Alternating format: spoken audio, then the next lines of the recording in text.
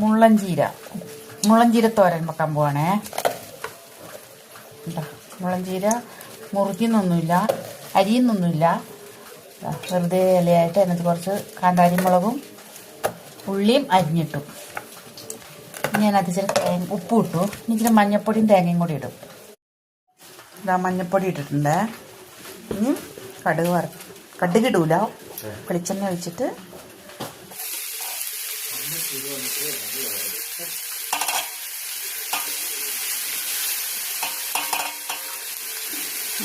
ഇലയിട്ടു.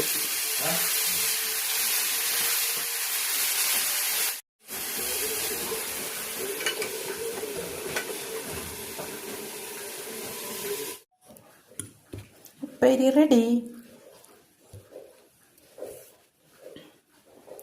Super ടേസ്റ്റാട്ടോ. എല്ലാവരും കിട്ടുകയാണെങ്കിൽ ഉണ്ടാക്കി നോക്കണേ.